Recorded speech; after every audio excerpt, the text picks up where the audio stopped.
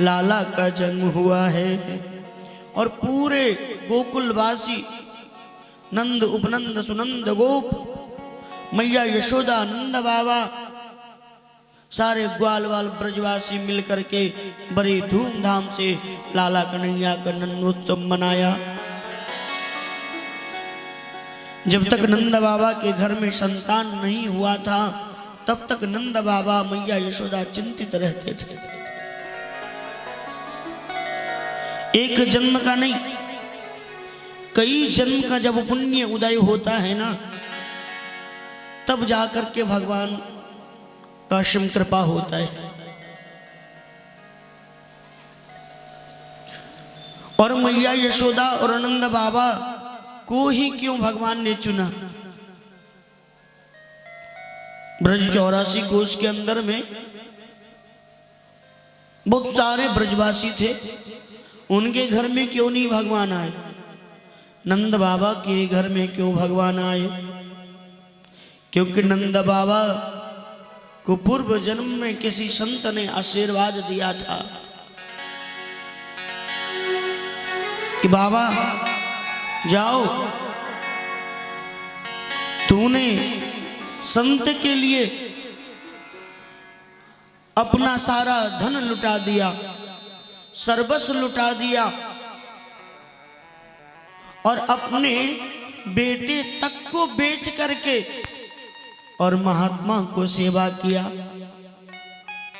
महात्मा ने उसी दिन आशीर्वाद दिया नंद बाबा और मैया यशोदा को, जाओ मेरा आशीर्वाद है कि तुम्हारे घर में स्वयं भगवान जन्म लेकर के आएंगे। पूर्व जन्म में मैया यशोदा और नंद बाबा कौन थे? धारा और वसु। धारा और वसु के रूप में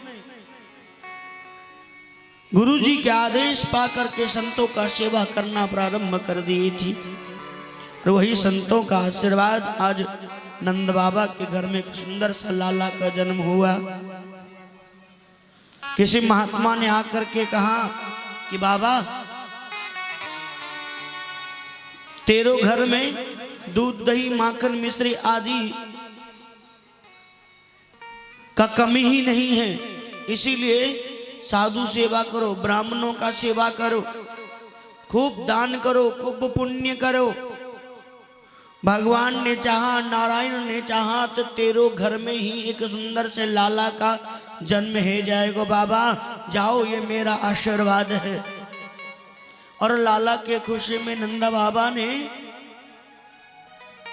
पूरे ब्रज 84 कोष के अंदर में जितने भी साधु महात्मा थे, जितने भी ब्राह्मण थे, सबको न्योता फिरवा दिया।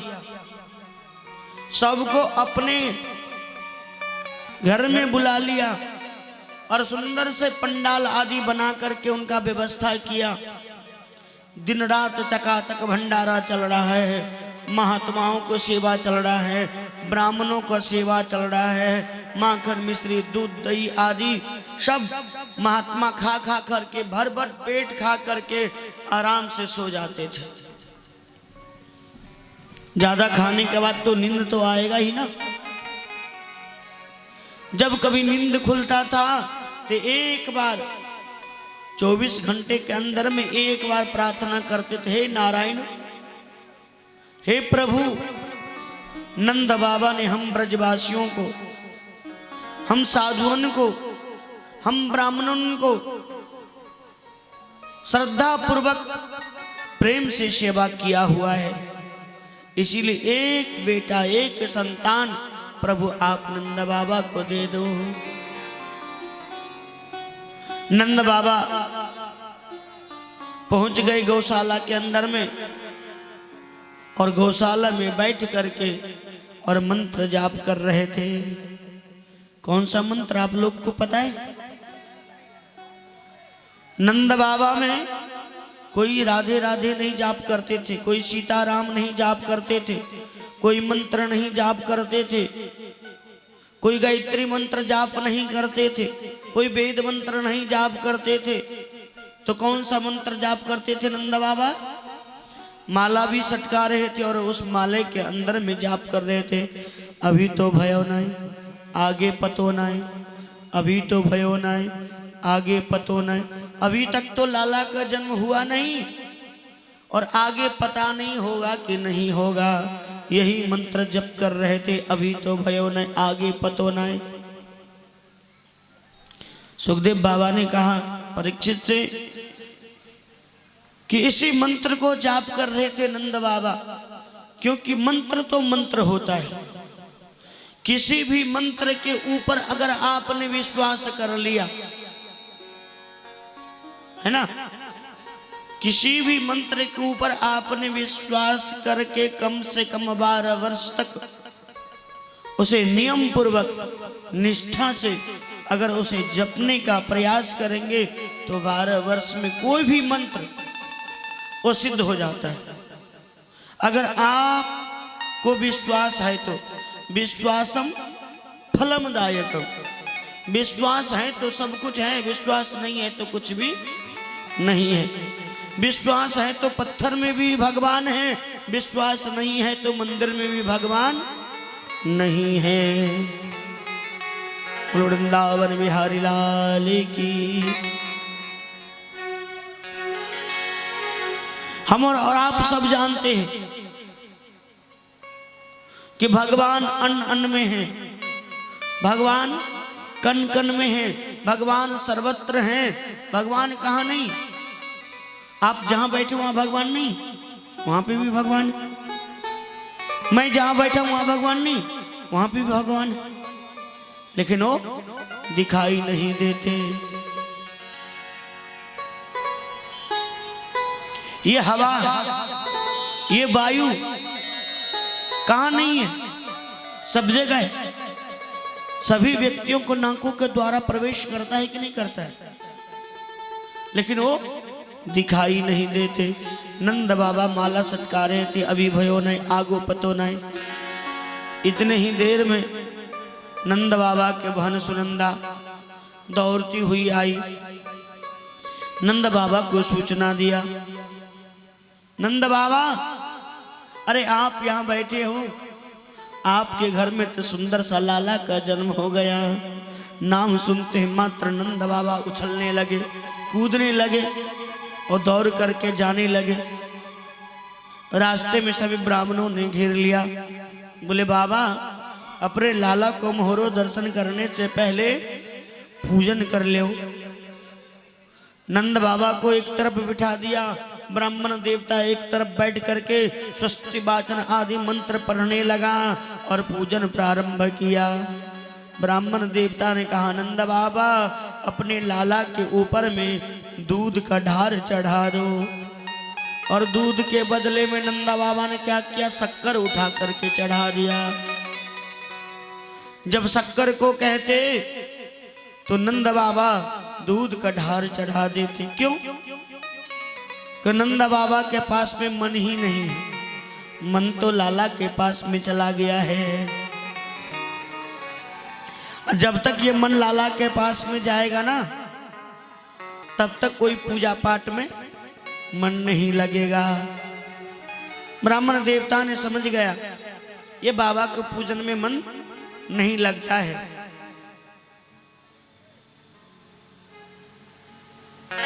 ब्राह्मण देवताओं ने कहा कि बाबा ऐसा करो कि जो भी दान पुण्य करना है सो तुम कर लो, और तेरो बदलों में हम ब्राह्मण मिल करके पूजन आदि कर लिया करेंगे। नंद बाबा ने अपने तरफ से ब्राह्मण देवताओं को बहुत दान पुण्य आदि किया। नंदात उत्पन्न जातो अहलाद महामनः आहुय विप्राण वेदज्ञ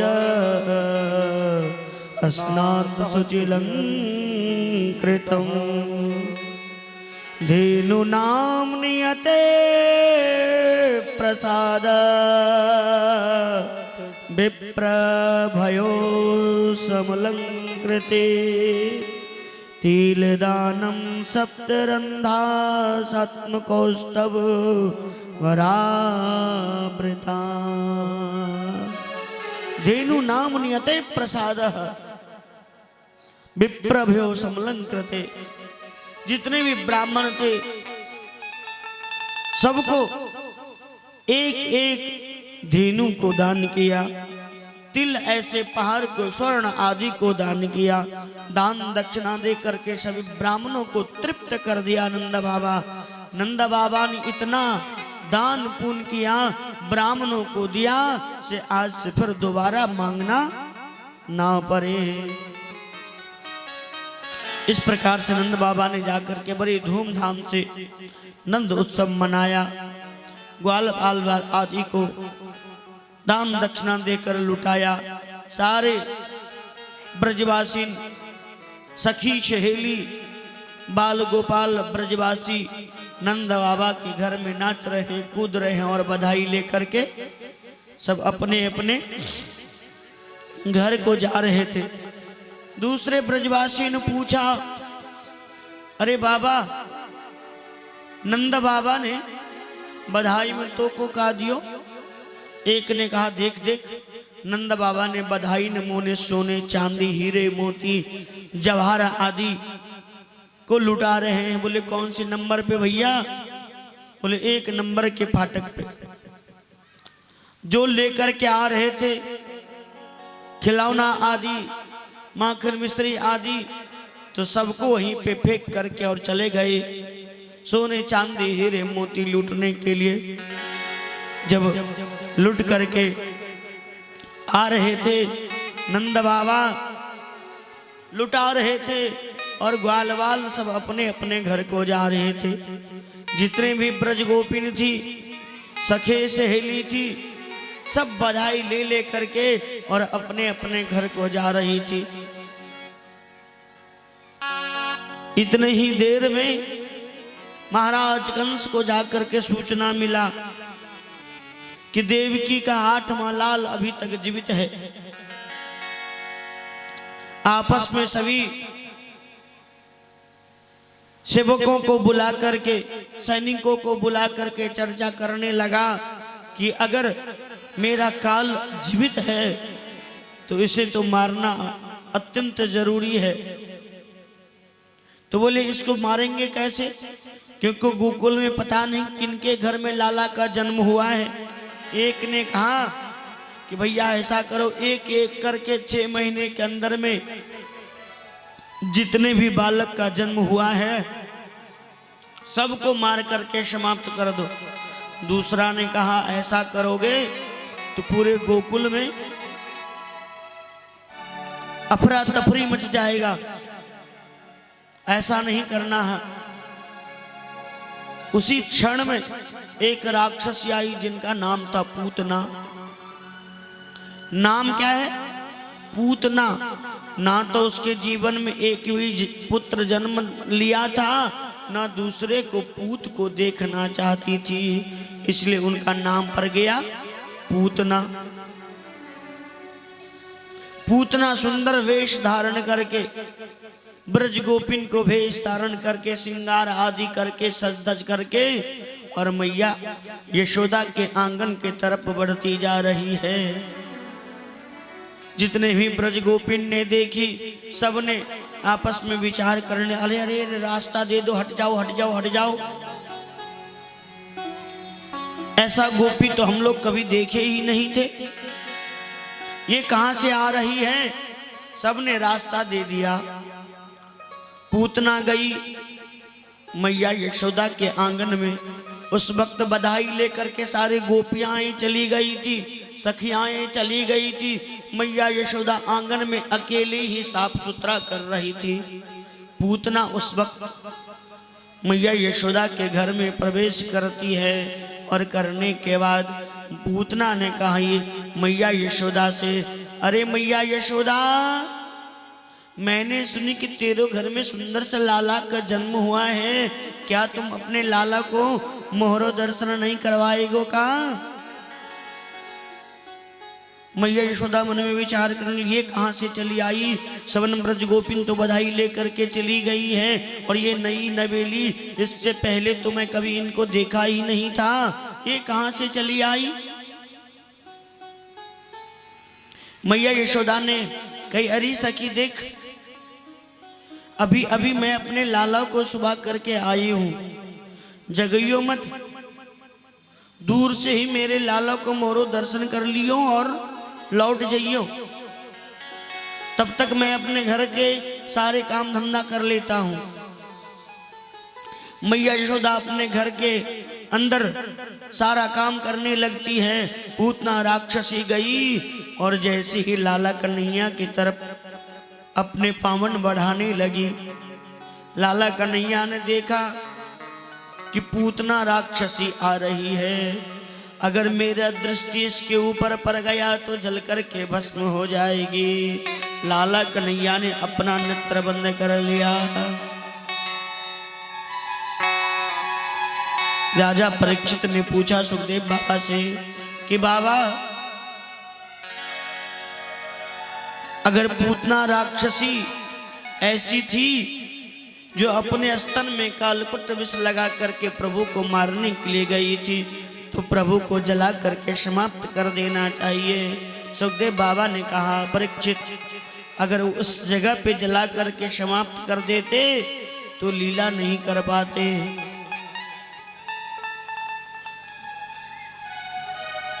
पहला भाव है कि भगवान ने अपना नेत्र बंद क्यों किया। लाला कन्हैया ने मन में विचार करने लगा कि मैं इस गोकुल में आया हूं माखन मिश्री दूध दही आदि खाने के लिए, और सबसे प्रथम ये विष को ग्रहण करना पड़ेगा। तो लाला कन्हैया ने अपना नेत्र बंद करके भूत भावन्य कैलाशपति भोले बाबा को ध्यान करने लगा। नेत्र बंद करके भोले बाबा को आह्वान किया कि बाबा आप आओ, विष पीने का काम तो आपका है, इसलिए आप आकर के विष पान करो। इसलिए लाला कन्हैया ने अपना नेत्र बंद कर लिया। दूसरा भाव है कि इतने बड़े कार्य करने के लिए जा रहा हूं, अभी अभी जन्म हुआ है और किसी भी कार्य को प्रारंभ करने से श्री गणेश किया जाता है। तो लाला कन्हैया ने गणेश जी का ध्यान करना शुरू कर दिया। तीसरी बार लाला कन्हैया ने अपना नेत्र बंद किया, मन में विचार करने लगा, इतने बड़े 84 कोष के अंदर ये पूतना ही राक्षसी क्यों मुझे मारने के लिए आ रही है। वास्तविकता में ये है कौन और कहां से आई और ये राक्षसी कैसी हो गई। इसलिए लाला कन्हैया ने अपना नेत्र बंद करके और चिंतन करने लगा। जैसे ही नेत्र बंद करके देखने लगा तो देखते ही मात्र लाला कन्हैया ने क्या देखा, ये तो पूतना कोई और नहीं, ये तो राजा बलि की बेटी रत्नमाला ही पूतना बन करके आई है। राजा परीक्षित ने कहा सुखदेव बाबा से कि बाबा, राजा बलि की बेटी रत्नमाला ये पूतना राक्षसी कैसी हो गई। सुखदेव बाबा ने कहा कि परीक्षित, जब बावन भगवान छोटे रूप धारण करके जब राजा बलि की यज्ञशाला में प्रवेश करने लगा तो उस वक्त रत्नमाला वहीं पे खरी खरी देख रही थी। छोटे बालक को देख करके रत्नमाला के मन में भावना जागृत हुआ कि ये अगर मेरा पुत्र होता तो मैं अपने गोदी में उठा करके इसे दूध पिलाती। भगवान ने आशीर्वाद दिया तथा अस्तु जाओ, ये मनोकामना तुम्हारा अवश्य पूर्ण होगा। और कुछ ही क्षण में जब 3 पग पृथ्वी लेकर के जब नापने का समय आया तो बावन भगवान ने विराट रूप धारण किया और विराट रूप धारण करके 3 पग में पूरे पृथ्वी को सर्वस्व को राजा बलि को नाप लिया। रत्नमाला वहीं खरी खरी देख रही थी। रत्नमाला ने मन में विचार करने लगी कि ये अगर मेरा बेटा होता तो मैं इसे विष पिला करके मार करके समाप्त कर देती। भगवान ने ये भी आशीर्वाद दिया, जाओ तुम्हारा दोनों आशीर्वाद, तुम्हारा दोनों मनोकामना पूर्ण होगा, ये मेरा आशीर्वाद है। वही रत्नमाला आज पूतना राक्षसी बन करके आई है। कहाँ? लाला कन्हैया को अपने स्तन में कालकुट विष लगा करके पूतना राक्षसी गई। लाला कन्हैया सो रहा था, चारों तरफ दृष्टिपात करके देखने लगी, कोई व्यक्ति देख तो नहीं रहा है। और उस वक्त कोई सीसी कैमरा नहीं लगा हुआ था जो कहीं से बैठ करके व्यक्ति कहीं पे देख ले। पूतना राक्षसी गई, अपने आंचल से लाला कन्हैया को ढक देती है और दोनों हाथ लगा करके गोदी में उठा लेती है और आंचल से ढक करके अपना स्तन लाला कन्हैया को मुख में धर देती है। लाला कन्हैया ने सबसे प्रथम विष को पिया। विष को पीने के बाद दूध पिया, विष भी समाप्त हो गया, दूध भी समाप्त हो गया। अब बच गया प्राण। जैसे ही प्राण को खींचना प्रारंभ किया, अब पूतना राक्षसी के हृदय में वेदना शक्ति उत्पन्न होने लगा, दर्द होने लगा, पीड़ा होने लगा, छटपटाने लगी और जोर जोर से लाला कन्हैया को कहने लगी, कन्हैया छोड़ छोड़ छोड़। कन्हैया ने कहा पूतना राक्षसी से कि मैं जिसको एक बार पकड़ लेता हूं ना, दोबारा उसे नहीं छोड़ता, क्योंकि मैया यशोदा तो कभी सिखाई ही नहीं कि लाला इसको पकड़ के फिर उसको छोड़ करके उसको पकड़ना, उसको छोड़ करके उसको पकड़ना। दुनिया संसार में तो यही होता है आजकल। कभी उससे दोस्ती किया, कभी उससे दोस्ती किया, कभी उसको अपनाया, कभी उसको अपनाया। लेकिन लाला कन्हैया ने कहा मैं तो सिर्फ एक ही बार पकड़ता हूं, मैं तो जल्दी किसी को पकड़ता नहीं और जिसको पकड़ लेता हूं उसको कभी छोड़ता नहीं। पूतना राक्षसी ने लाला कन्हैया से कहा मुझ मुझ छोड़ दे छोड़ दे। अब प्राण बचाने के लिए लाला को लेकर के वहां से पूतना राक्षसी इंतजार कर रहे हैं। सुबह का 8 बज चुका है, राम अभी पुष्प लेकर के नहीं आया। लक्ष्मण जी से कहा कि लक्ष्मण जा करके देखो, तुम्हारा भैया अभी पुष्प वाटिका से पुष्प लेकर के नहीं आया है, विलंब हो रहा है। लक्ष्मण जी महाराज गए, देखते हैं यहाँ तो समाधिस्थ हो गए। वहां से राघवेंद्र सरकार को लेकर के आते हैं। सुंदर से शालिग्राम भगवान को विश्वामित्र जी महाराज ने पूजन अर्चन वंदना किया, भोग आदि लगा करके कुछ जलपान आदि करके प्रस्थान किया। जनक जी महाराज के राज दरबार में देश देशांतर के राजा महाराजा सारे राजकुमार आए हुए थे। विश्वामित्र जी महाराज राम और लक्ष्मण को लेकर के जैसे ही प्रवेश किया, जनक जी महाराज ने देखा वशिष्ठ लोगों के लिए जनक जी महाराज ने आसन लगाए हुए थे। विश्वामित्र जी महाराज जाकर के आसन पे बैठ गए और राम और लक्ष्मण दोनों भैया वहीं पे खड़े रह गए। गुरु जी बैठे हैं, दोनों राजकुमार खड़े हैं। जनक जी महाराज ने एक बार भी बैठने के लिए नहीं कहा। जनक जी महाराज के गुरु जी सतानंद जी महाराज देख रहे हैं कि जगत पिता प्रभु श्री राम आज जनक नगरी में प्रवेश किए हैं और उनको स्वागत सत्कार करने के लिए कोई आगे नहीं आ रहा है। इन्हें कोई अभी तक जानता नहीं, कोई पहचानता नहीं। सतानंद जी महाराज वहां से दौड़ते हुए आए और प्रभु श्री राम के चरणों में लौट करके प्रणाम किया। जनक जी महाराज ने देखा जब गुरुजी ही जिनके चरणों में लौट करके प्रणाम कर रहा है तो चेला सब क्या करेगा। सब के सब दौड़ने लगे। सब के सब चरणों में लौट करके प्रणाम किया। बाद में पता चला ये तो दशरथ जी महाराज के पुत्र श्री राम हैं। जनक जी महाराज ने सुंदर सिंहासन मंगवाया, गुरु जी के बगल में दोनों राजकुमार को बैठने के लिए आसन को दिया। धनुष यज्ञ प्रारंभ हुआ।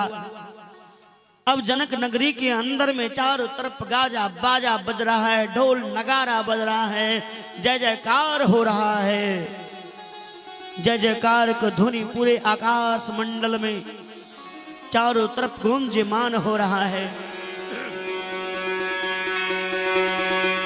जय जयकार को आवाज को जैसे ही रावण ने सुना, रावण विमान पे चढ़ करके लंका जा रहा था।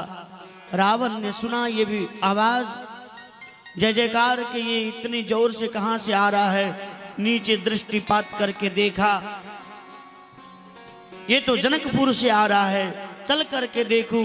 रावण ने जैसे ही आया, देखा यहाँ पे धनुष यज्ञ चल रहा है।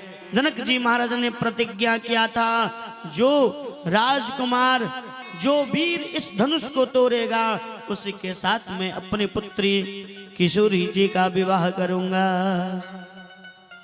अब रावण अपने मोछ पिजाने लगा।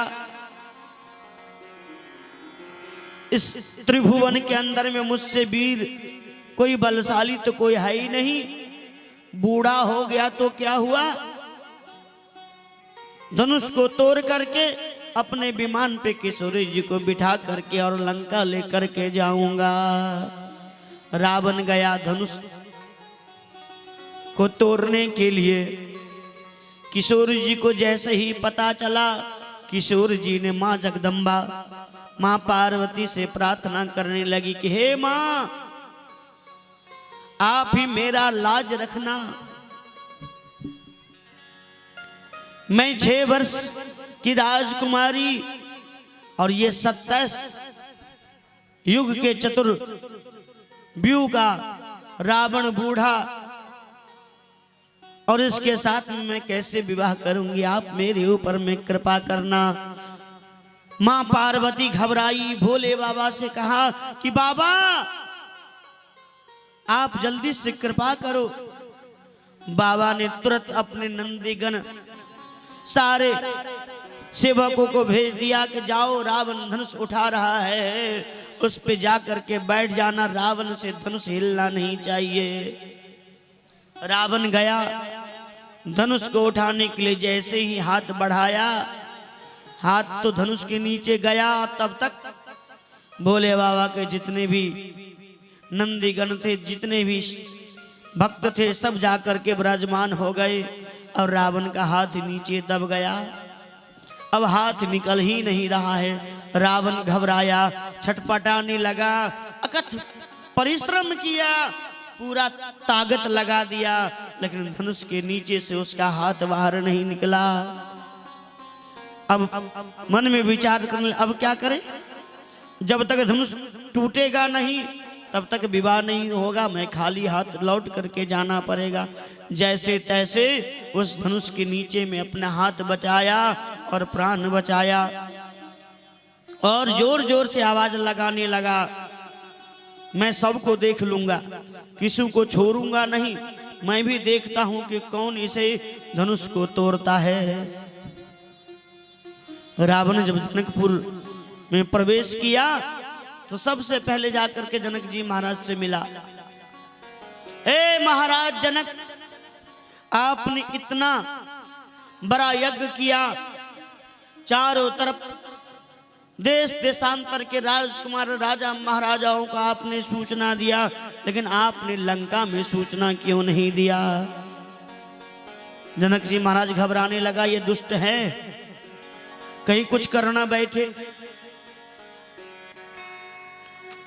तुरंत जनक जी महाराज ने मन में विचार किया और विचार करने के बाद जनक जी महाराज ने कहा कि महाराज आप घबराइए नहीं, क्रोध नहीं कीजिए, कि मैं तो आदेश दे दिया सा मंत्री को से सभी राज्य में जा करके सूचना भेजवा देना, मेरा कोई गलती नहीं है। अब रावण दौड़ते हुए गया मंत्री के पास में। मंत्री मन में विचार करने लगा, रे महाराज आपने तो कभी लंका का नाम ही नहीं बताए। आपने मेरे ऊपर में डाल दिया, रावण मुझे छोड़ेगा नहीं। मंत्री भी कोई साधारण तो था नहीं, वो भी चालाक चतुर था। जैसे ही रावण मंत्री के पास में गया, मंत्री ने कहा था मेरा काम है सिर्फ पत्र लिखना। मैंने पत्र आपके नाम से लिख करके डाकिया को दे दिया, पोस्ट मैडम को, पोस्टमैन को दे दिया। आप जाकर के उनसे पूछिए वो पहुंचाया कि नहीं पहुंचाया। वहीं पे थैला लेकर के पोस्टमैन भी वहां पे खड़ा था। अब उसके शरीर से पसीना छूटने लगा। अब तो रावण मेरा सर काट देगा, अब क्या करूं।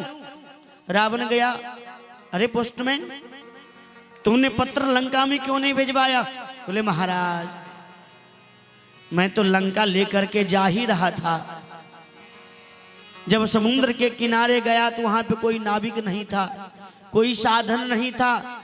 मैंने मन में विचार किया कि आप समुद्र के किनारे रह रहे हैं, मैंने आपके नाम का जो पत्र था समुद्र को दे दिया और कह दिया कि जब रावण आए तो आप उन्हें दे देना, मेरा कोई गलती नहीं है। रावण ने मन में विचार किया, सब जा करके समुद्र से खबर लूंगा, तब तक धनुष को तोड़ लेता हूं। रावण से धनुष नहीं टूटा। अब हार करके वहां से जाना प्रारंभ किया। रावण ने कहा मैं बरा, रावण ने कहा मैं बरा तो बाली के कांख में क्यों पड़ा। रावण से बलवान बाली था। रावण जब भी बाली के पास में जाता था तो उसको परेशान करता था। रावण ने जैसे ही एक दिन परेशान करना शुरू किया, बाली ने क्या किया, रावण को पकड़ करके अपने कांख के नीचे में दबा दिया। 6 महीने तक रावण को दबा करके रखा। एक दिन बाली को खुजलार आया, जैसे ही कांख को खुजलाया रावण गिरा। बाली ने कहा अरे तुम इतने दिन से कहां थे? बोले महाराज आपने तो मुझे अपने कांख के नीचे में दबा करके रखे हो। रावण कहा मैं बरा तो बाली के कांख में क्यों पड़ा।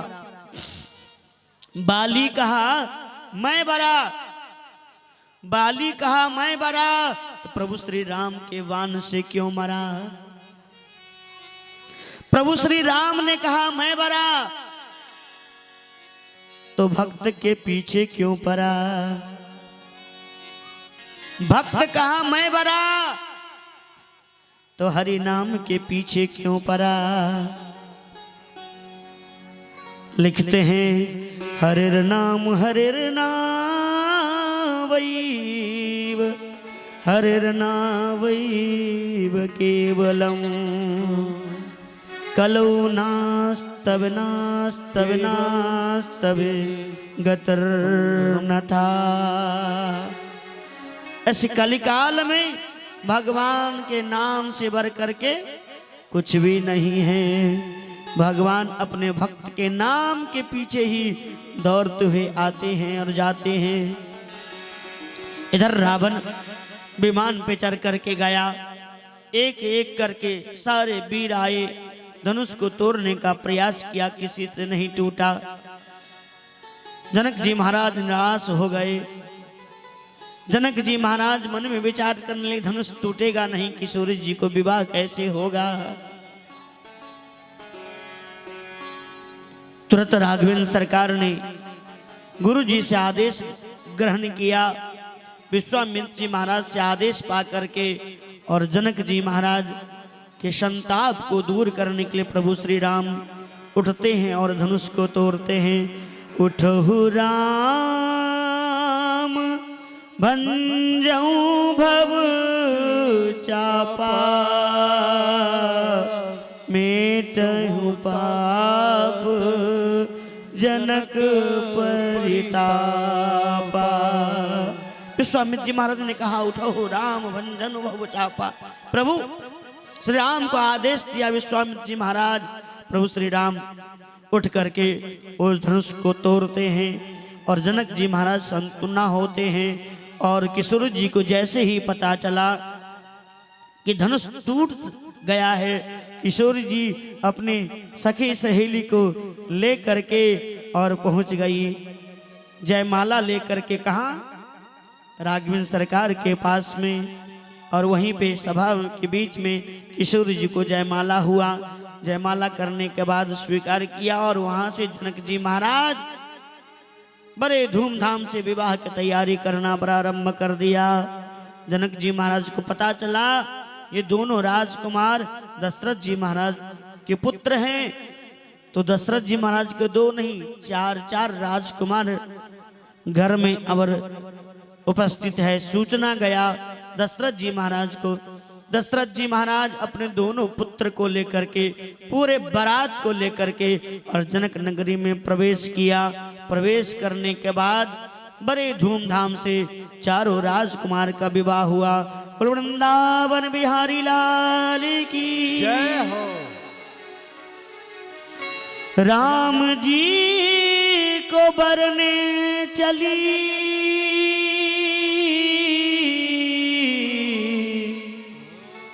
पांच कुंवारी। राम जी को बरने के लिए कितने आदमी चली? 5 कुमारी। कौन कौन? लज्जा प्रीति कीरति दीनता और सिया सुकुमारी। राम जी को बरने चली 5 कुंवारी। लज्जा प्रीति कीर्ति दीनता और सिया सुकुमारी। 5 कन्या चली राघवेंद्र सरकार से विवाह करने के लिए। पहला किशोर जी राम जी को ब्याही गई। दूसरा कीर्ति जनक जी को दे दिया। कीर्तिमान जनक जी महाराज कहलाते हैं ना। और तीसरा प्रीति मिथिलानी सखी को प्राप्त हो गई। और चौथा दीनता किसको मिला? परशुराम जी महाराज को। जैसे ही धनुष को प्रभु श्री राम ने तोड़ा, तोड़ते मात्र परशुराम जी महाराज क्रोध में आकर के अपना फरसा उठा लिया। उसे क्रोध करने के लिए दीनता को स्वीकार किया परशुराम जी महाराज। बच गया कौन? 5वां। वो क्या था? लज्जा। लज्जा को स्वीकार किसने किया? वहां सभा में जितने भी राजा महाराजा राजकुमार जो आए थे धनुष तोड़ने के लिए, शर्म के मारे लज्जा के कारण अपने सर झुका करके और वहां से प्रस्थान किया। किसी को हाथ आज कुछ नहीं लगा। वृंदावन बिहारी लाल की जय। इस प्रकार से प्रभु श्री राघवेंद्र सरकार चारों भैया का बड़े धूमधाम से विवाह हुआ। विवाह के बाद चारों राजकुमार अपने अपने रानियों को लेकर के और वहां से आए। कहाँ? अयोध्या नगरी। और अयोध्या नगरी में आकर जैसे ही माँ कौशल्या ने देखी, माँ कौशल्या ने देख करके प्रसन्न चित्त हो जाती है। बड़े धूमधाम से आदर सत्कार किया। बहु रानियों को अपने अपने महल में सबको विराजमान कराए और खुशी पूर्वक अपना जीवन अयोध्या में यापन करने लगे प्रभु श्री राम। अयोध्यावासी सब खुश हो गए, मगन हो गए। दशरथ जी महाराज मन में विचार करने लगे, अब प्रभु श्री राम का विवाह तो हो चुका है, अब राजा बन जाएगा तो अच्छा होगा। राज तिलक की तैयारी दशरथ जी महाराज मन में विचार करने लगे कि अब होना चाहिए। राज तिलक की तैयारी करना प्रारंभ कर दिया। दशरथ जी महाराज ने विश्वामित्र जी महाराज से कहा कि आप जाओ पूरे अयोध्या में नगारा पिटवा दो, ढोल पिपी बजा दो। कल सूर्य उदय के बाद मेरे पुत्र श्री राम का राज तिलक होने जा रहा है। इतने से बात सुन करके प्रभु श्री राम मन में विचार करने लगते हैं और एक अयोध्या में अपने महल में जा करके फूट फूट करके रोने लगते हैं। रोने को शब्द को सुन करके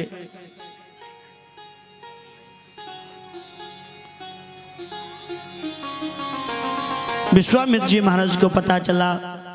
विश्वामित्र जी महाराज आए, बोले राम क्यों रो रहे हो, क्या बात है? बोले गुरुजी आप ही कृपा कर सकते हैं हमारे ऊपर में। बोले क्यों? बोले गुरुजी मैं राजा बनना नहीं चाहता हूं। बोले क्यों? राजा बनना तो अच्छी बात है, हर बेटा चाहता है कि पिता का संपत्ति मुझे प्राप्त हो जाए।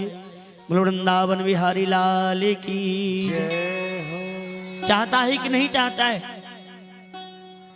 बेटा का शादी विवाह हुआ और शादी विवाह करने के बाद पिताजी भी मन में सोचते मैं बूढ़ा हो गया हूं और अपने तिजोरी की चाबी पुत्र को सौंप देता हूं।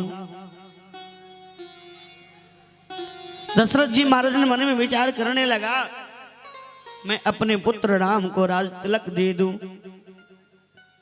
विश्वामित्र जी महाराज ने प्रभु राम से कहा कि राम क्यों रो रहे, क्या बात है मुझे बताओ।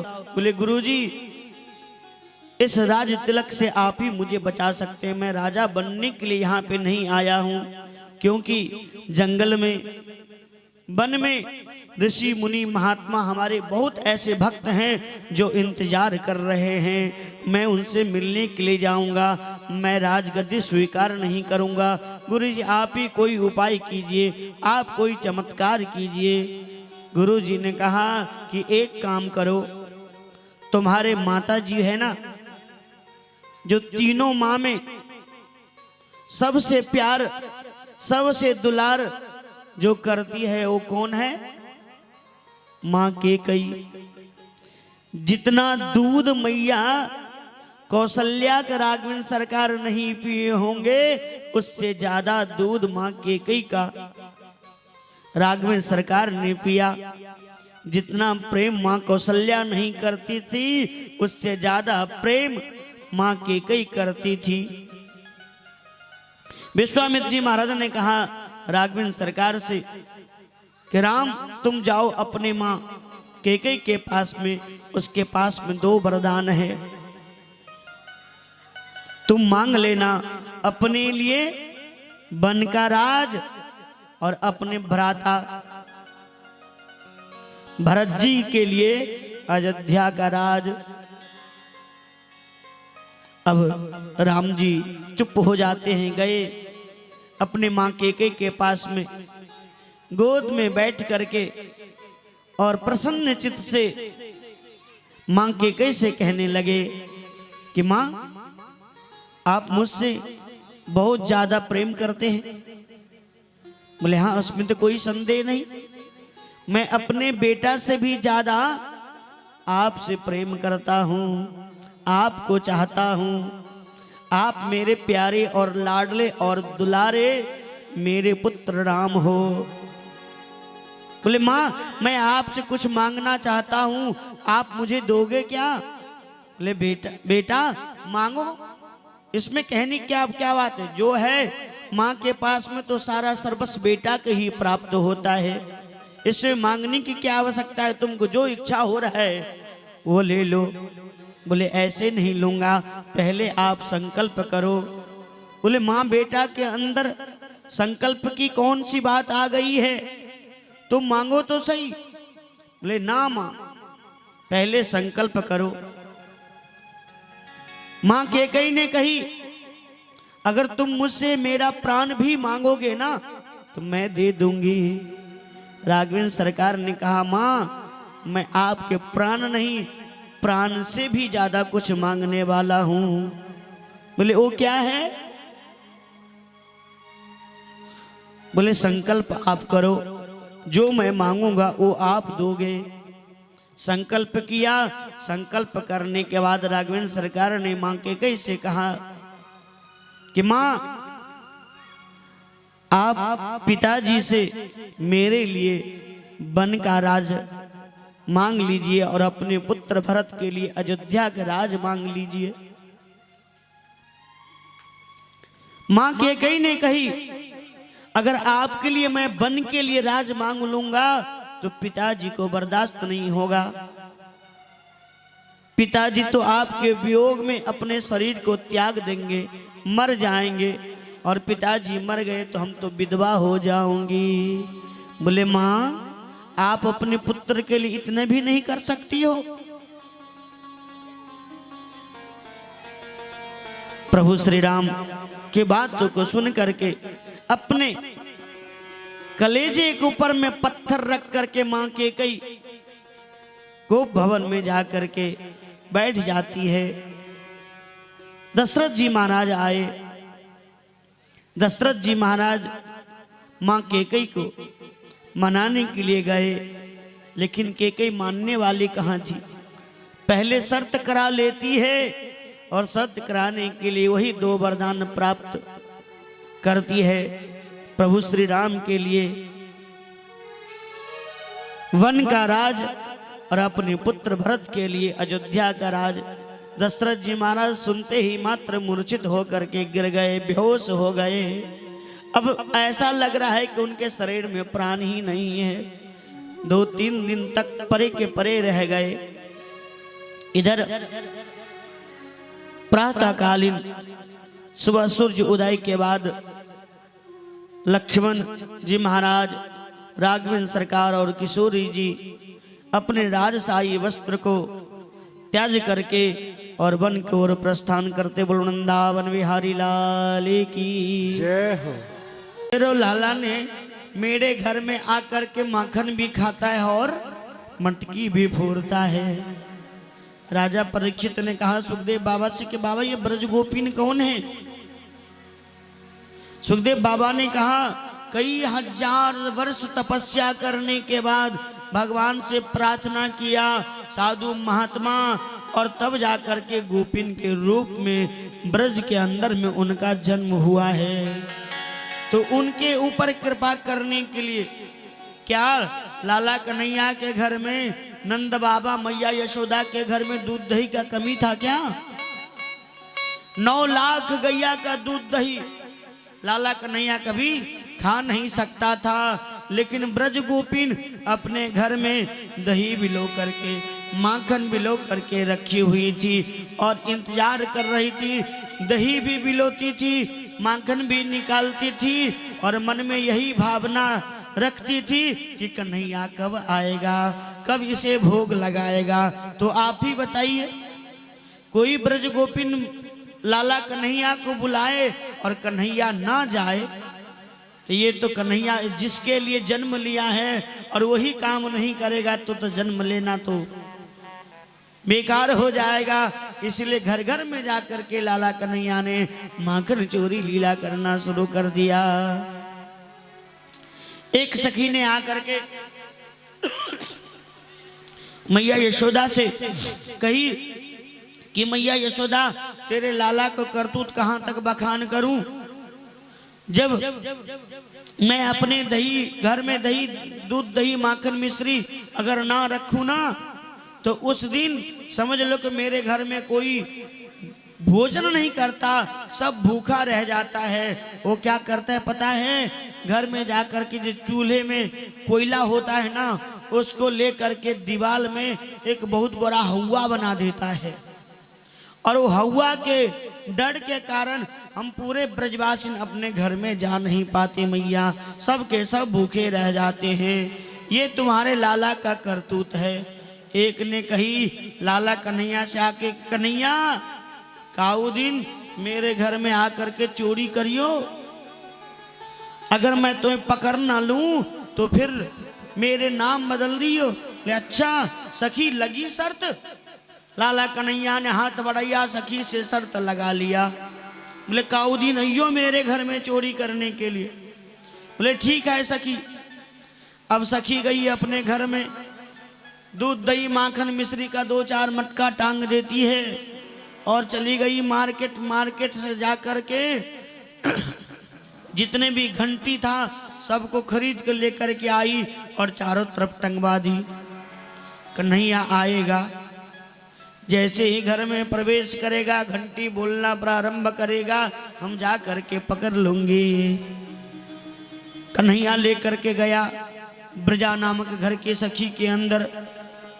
सखी एक कोने में छिप करके देख रही है कि कन्हैया कब आएगा, ग्वाल वाल को लेकर के कब आएगा। आया तो सही। कन्हैया ने कहा जा करके देख सखी कहाँ है।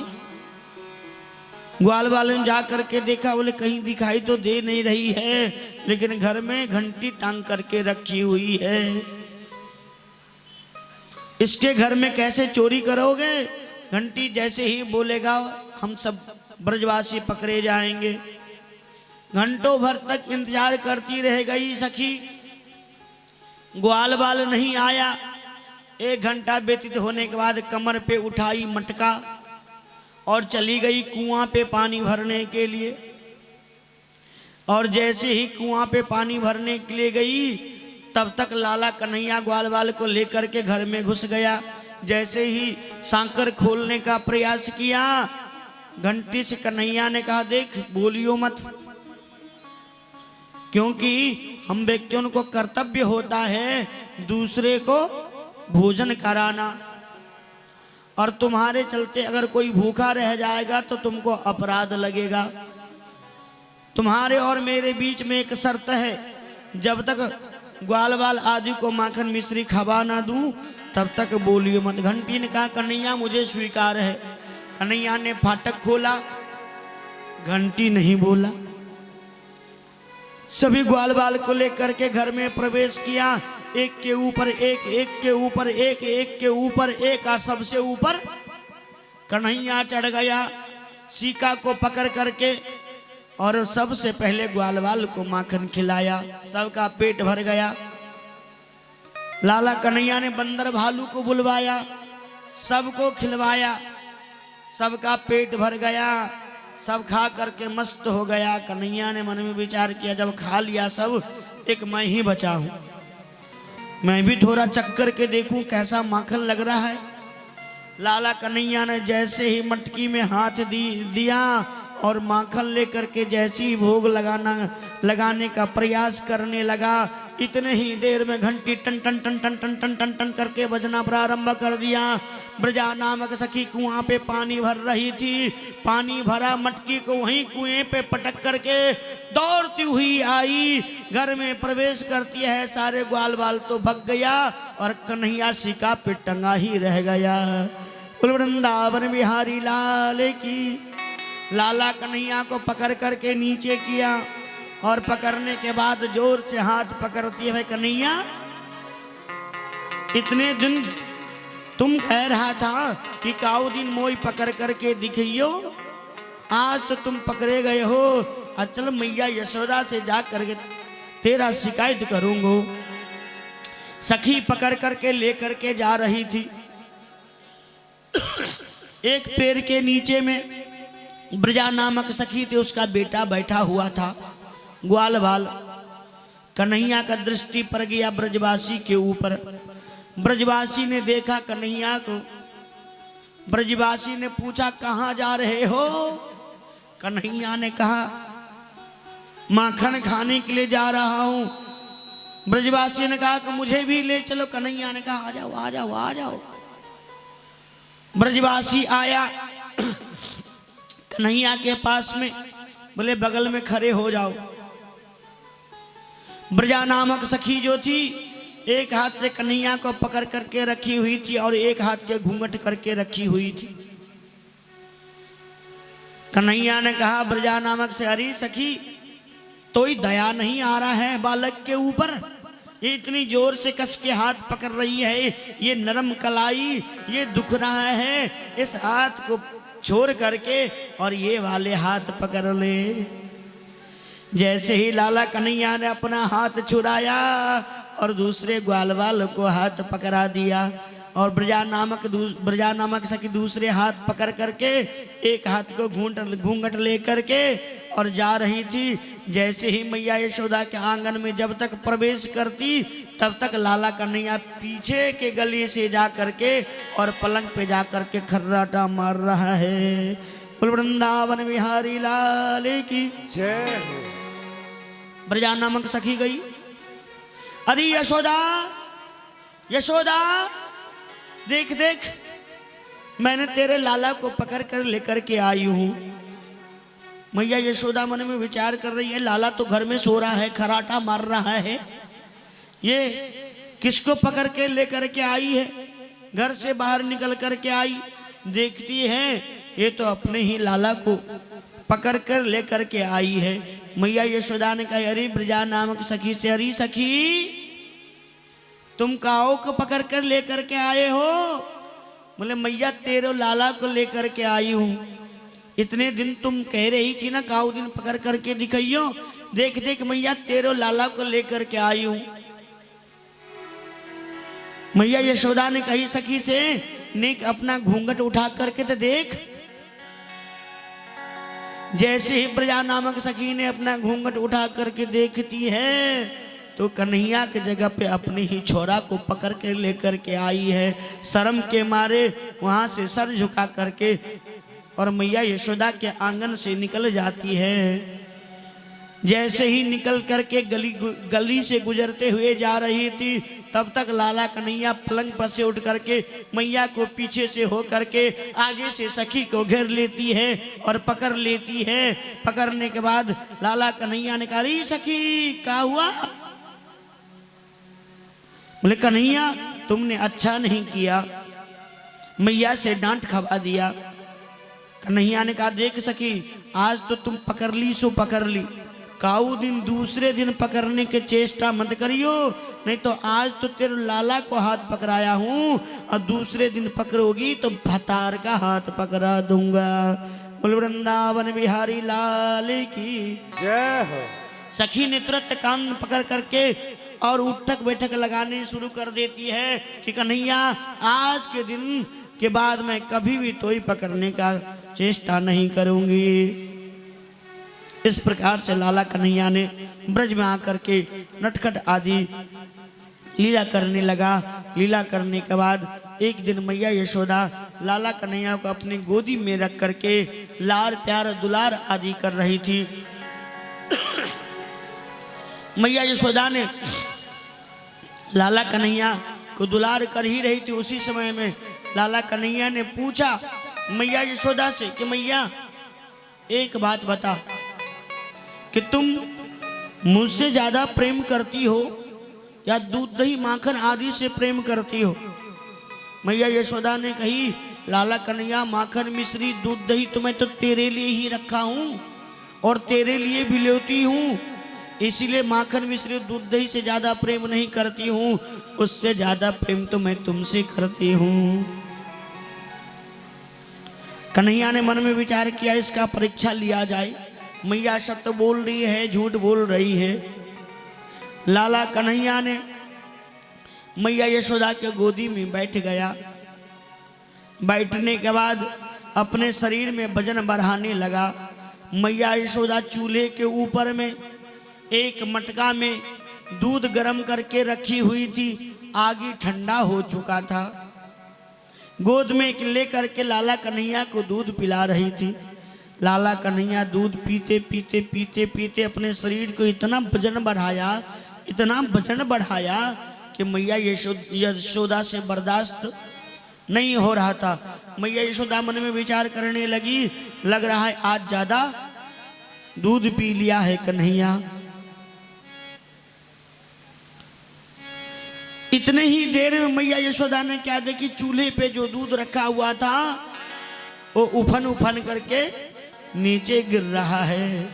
लाला कन्हैया ने माया देवी से आदेश दिया कि जाओ चूल्हे के आग थोड़ा सा तेज कर देना। मैया यशोदा ने लाला कन्हैया को वहीं पे पटक दिया और दौड़ करके चली गई दूध को बचाने के लिए। लाला कन्हैया को आया क्रोध, मैया गई दूध बचाने के लिए और क्रोध में आकर के लाला कन्हैया घुस गया घर में। जिस मटके के अंदर में मैया यशोदा दही बिलोती थी, उस मटके के अंदर में 9 लाख गैया का दूध दही उसमें भरा हुआ था। आज का मटका नहीं था, मैया यशोदा के शासक सास, शासक सास, ददिया के सास, उस जमाना का मटका था। वो बहुत बड़ा मटका था, उसमें दही बिलोने का सारी सामग्री रखा हुआ था। लाला कन्हैया का आया क्रोध, वहीं पे एक पत्थर रखा हुआ था, पत्थर उठाया और दे मटका में लगाया। मटका 2 भाग में बट गया। सारा दूध दही आज मैया यशोदा के घर से गेट से बाहर निकल रहा है। अब कन्हैया घबराया, मैया तो आज छोड़ेगी नहीं, मैया तो आज अवश्य पिटाई करेगी। चौखट पे खड़ा हो गया, पूरे दूध दही से स्नान कर लिया। मैया यशोदा जैसे ही घर में प्रवेश करने लगी, देख रही है आज तो क्षीर सागर घर से निकल रहा है।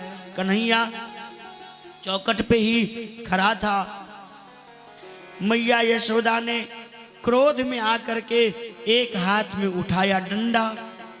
कन्हैया समझ गया कि आज मैया पिटाई करेगी और डंडा लेकर के जैसे कन्हैया को पीछा करना प्रारंभ किया, कन्हैया वहां से भागना प्रारंभ किया। आगे आगे कन्हैया और पीछे पीछे मैया। मैया थक गई, कन्हैया पकड़ में नहीं आया। लाला कन्हैया ने पीछे से मुड़ करके देखा, अरे मैया बहुत थक गई हो। बोले हाँ लाला थक गया हूँ। देख मैया, अगर पकड़ में आ जाऊं तो मारोगी तो नहीं। मैया यशोदा ने कही ना ना लाला, मैं मारूंगी नहीं, आज तो तेरा पूजा करूंगा, पूजा।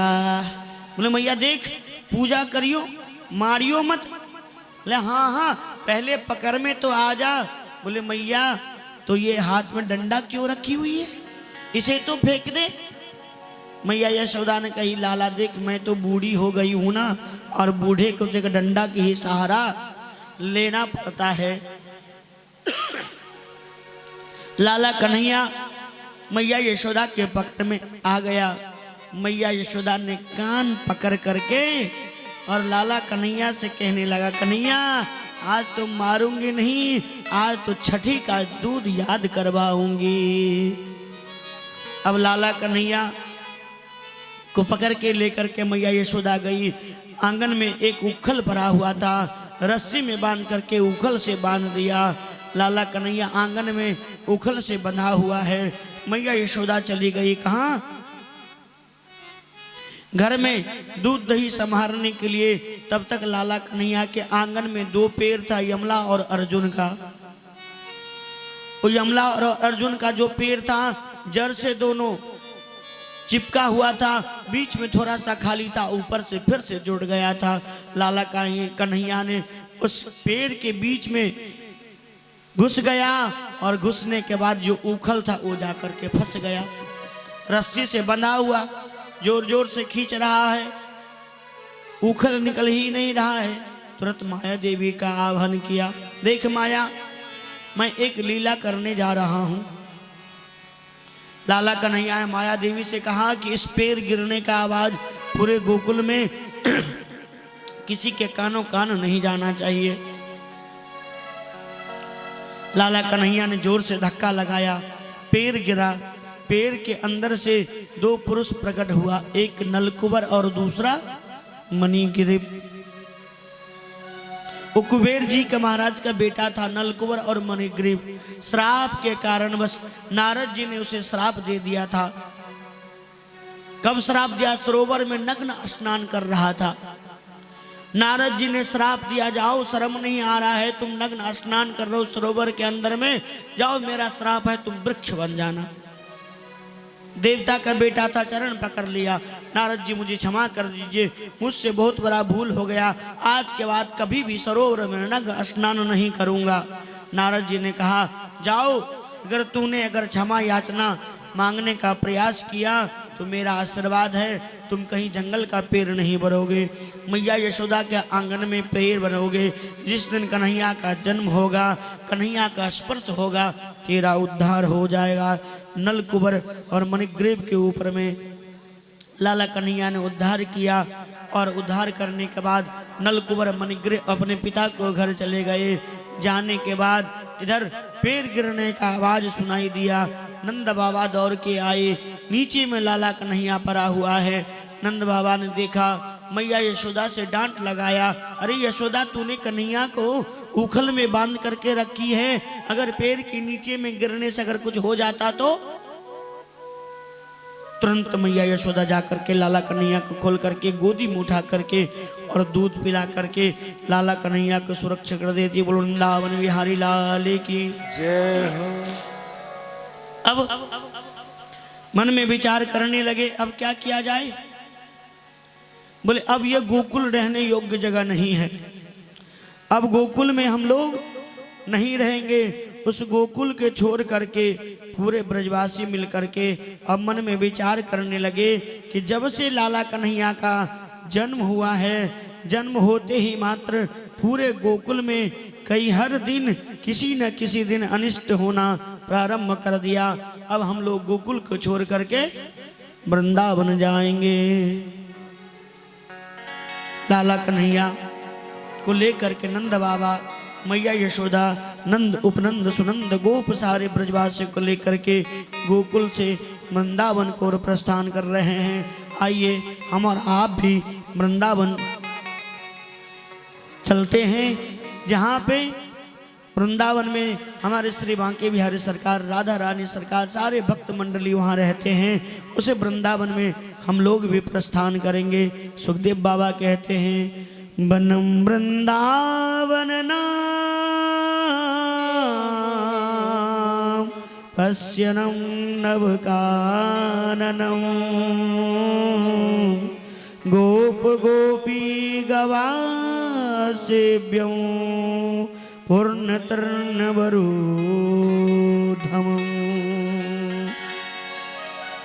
बनम वृंदावन नाम पश्य काननं, वृंदावन कि भगवान स्वयं अपने भक्त के लिए ही निर्माण किए और किसी के लिए। वृंदावन में जो भक्त हैं उन्हीं का वास होता है, जो भक्त नहीं है उसको राधा रानी वृंदावन में रहने ही नहीं देती है। वृंदावन में कोई योग नहीं चलता, कोई ढोंग नहीं चलता, कोई तंत्र नहीं चलता, कोई मंत्र नहीं चलता, कोई पाखंड नहीं चलता, सिर्फ वहां पे भक्ति ही चलता है। जो राधे राधे गाता है वही वृंदावन में वास करता है। उसके अलावा राधा रानी किसी दूसरे को वृंदावन में रहने ही नहीं देती है। प्रेम के प्यास देख देख निज प्रेमियों को, प्रेम का समुद्र सीमा तोड़ के बहायो है। भावुक रसीलो जन निराश न होवे अब, कामना की पूर्ति हेतु कल्पतरु लगायो है। भगवान के लिए वृंदावन नहीं, कल्प वृक्ष है। जो भक्त याद करते हैं, जो चिंतन करते हैं, राधा रानी उसे प्रदान कर देती है। चिंतामणि चारु जरित चादर बिछाए जहां, भांति प्रीत शांति कुंज कुंज बसायो है। वृंदावन में प्रेम गली, भूत गली, सांकरी गली, सारी गली ही गली है। उस गली में जाने के बाद आपको पता चलेगा कि कौन सी गली में घुस गया हूं, रास्ता ही नहीं मिलेगा। किसी से पूछेगा भैया ये गली कहाँ लेकर के जाएगा और कौन सी गली में मैं खड़ा हूं, तो कहेगा भैया ये तो प्रेम गली है, ये छिपी गली है, ये सांकरी गली है, ये भूत गली है। सारे गली गली से गुजरते गुजरते आप जाएंगे बिहार जी को दर्शन करने के लिए। चिंतामणि जरित चारु चादर बिछायो जहां, भांति प्रीते भांति कुंज कुंज सजायो है। भारत का भूषण तिलक तीनों लोकन का, भक्त के वास हेतु वृंदावन बनायो है। बोल वृंदावन बिहारी लाल की जय हो। इस प्रकार से नंद बाबा पूरे ब्रजवासियों को लेकर के वृंदावन गए। वृंदावन में सुंदर सुंदर मकान आदि बनवा करके, महल आदि बनवा करके सारे ब्रजवासी रहना प्रारंभ कर दिया। रहने के बाद वृंदावन में जा करके अब लाला कन्हैया गौचारण लीला करना शुरू किया। गौचारण लीला करते करते कहाँ पहुँच गए? यमुना नदी के किनारे। यमुना नदी के किनारे लाला कन्हैया ने गैया बछड़ा को लेकर के गया। यमुना में एक कालिया नाग रहता था, जिसके ऊपर लाला कन्हैया ने कृपा किया। कालिया नाग यमुना में रह करके पूरा यमुना जल को विषाक्त कर दिया था। गैया बछड़ा ने जैसे ही यमुना का जल पिया, सब मूर्छित होकर के गिर पड़ा था, सबके मुंह से झाग आ रहा था। लाला कन्हैया को पता चला, कालिया के ऊपर में कृपा किया, कालिया को वहां से भेज दिया। भेजने के बाद यमुना जी को उस पार किया, जा करके ब्राह्मणी के ऊपर में कृपा किया। ब्राह्मणी के ऊपर में कृपा करने के बाद जब लौट करके आ रहे थे, लाला कन्हैया ने यमुना नदी के किनारे बैठ करके आपस में वनभोज कर रहा था। आप लोग कभी भी भगवान को खाते हुए देखे? जैसे भगवान खाते हैं ना, वैसे तो आप लोग कभी जीवन में सोचे भी नहीं होंगे। देखने के बाद तो दूर, कभी सोचे भी नहीं होंगे भगवान खाते कैसे। कैसे खाते पता है? मैं बताऊं आप लोग को कैसे खाते भगवान। मैया यशोदा जो खाने के लिए देती है ना 56 प्रकार आदि के व्यंजन, तो लाला कन्हैया क्या करता है? अपने हथेली के ऊपर सब्जी रख लेता है, एक हाथ में रोटी रख लेता है और इस अंगुल में टेटी का अचार, इसमें आमरे का अचार, इसमें आम का अचार, इसमें धात्री का अचार। सभी जितना ये फांक दिख रहा है ना, सब में अलग अलग प्रकार का अचार लेकर के रखा रहता है। रोटी तोड़ करके एक बार साग में लगाया और खाया, एक बार इस अचार को चाट लिया, फिर एक बार इसको चाट लिया, ऐसे ऐसे खा करके और वो कन्हैया भोजन करता है। कभी आप लोग खाए अपने घर में? नहीं खाए ना? कभी खा करके देखिएगा, बड़ा आनंद आएगा। वृंदावन बिहारी लाल की। अब अचार ना हो तो आजकल मार्केट में भी बिकता है, लेकिन मिथिला में तो टेटी का अचार तो मिलेगा नहीं, ये तो ब्रज में ही मिलता है। टेटी आप लोग जानते ही नहीं, मटर के जाना जैसा टेटी होता है। आदि का अचार, टेटी का अचार, परवल का अचार, नाना प्रकार का अचार आज बन करके आया है गिरिराज जी को 56 भोग लगाने के लिए। लाला कन्हैया ने वनभोज किया। ब्रह्मा जी ने गैया बछड़ा आदि को चोरी किया। ब्रह्मा जी के ऊपर में लाला कन्हैया ने कृपा किया। कृपा करने के बाद ब्रह्मा जी ने गैया बछड़ा को चोरी करने के बाद अपने गुफा में गैया बछड़ा को बंद कर दिया। लाला कन्हैया को पता चला, लाला कन्हैया ने ब्रह्मा जी को क्षमा नहीं किया। अपने ही रूप से गैया बछड़ा बन गया, ग्वाल बाल आदि बन गया। 1 वर्ष तक अपने ही रूप में रहा। 1 वर्ष के अंदर लाला कन्हैया ने जितने भी ब्रज गोपिन थी, सारे ब्रज गोपिन के साथ में विवाह कर लिया। सुखदेव बाबा ने कहा ऐसा क्यों किया? बोले आगे चल करके प्रभु को रास करना है ना, तो इसीलिए ब्रज गोपिन के साथ में लाला कन्हैया ने विवाह कर लिया। विवाह करने के बाद आया मैया यशोदा के पास में। मैया यशोदा फाटक बंद करके और घर में छरण मनन कर रही थी। नंद बाबा से लाला कन्हैया ने पूछा कि बाबा ये मैया यशोदा छरण मनन घर में क्या कर रही है? बाबा ने कहा कि कन्हैया पता नहीं, कल देवराज इंद्र देवतान का पूजन है, हम ब्रजवासी मिलकर के करेंगे। बोले बाबा ये कौन है? बोले ये तो देवता है। बाबा जिन देवताओं को तुमने पूजा कर रहे हो कभी दर्शन दिया? बोले वो तो दर्शन नहीं दिया।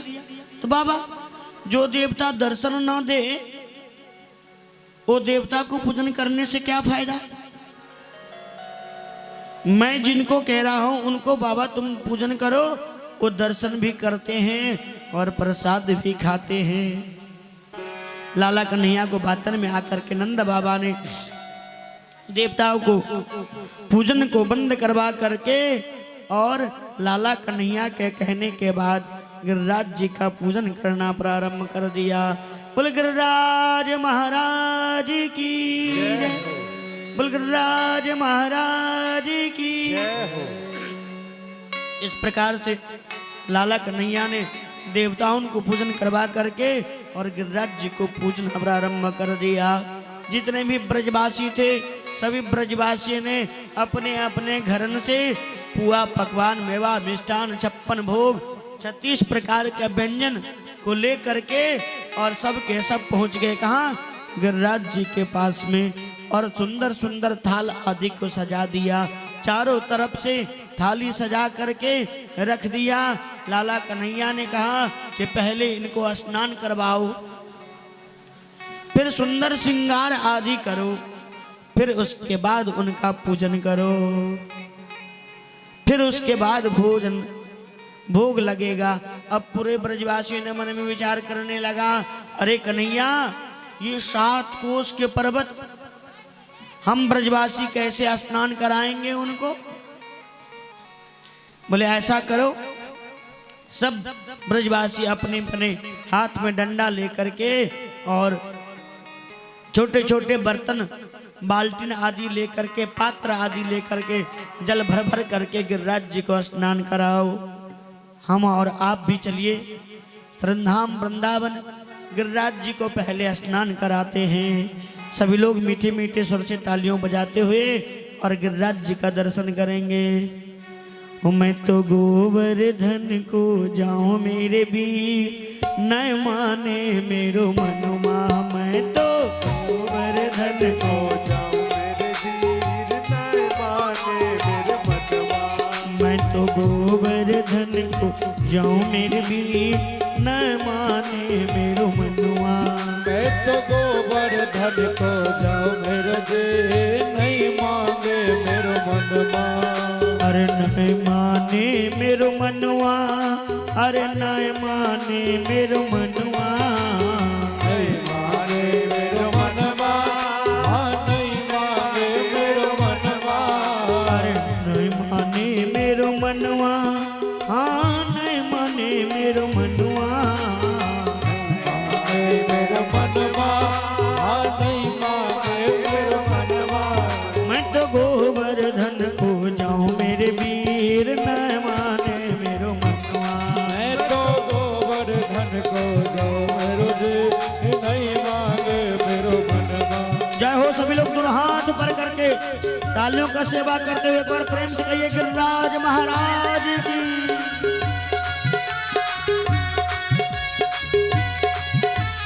हरि बोल।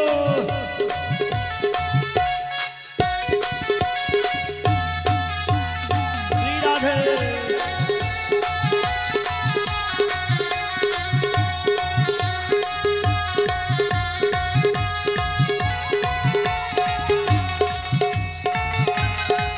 जय हो।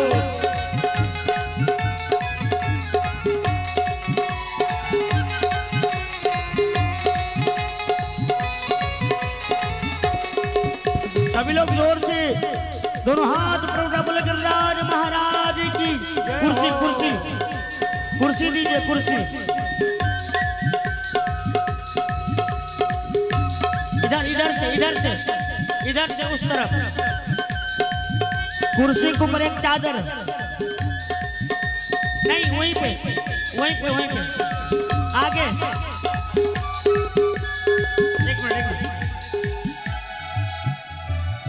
ऐसा कीजिए, ये चौकी को थोड़ा सा आगे कीजिए और चौकी के बीच में कुर्सी लगाइए, उसके ऊपर एक चादर बिछाइए और फिर से भगवान जी को बिठाइए। चौकी को आगे कीजिए।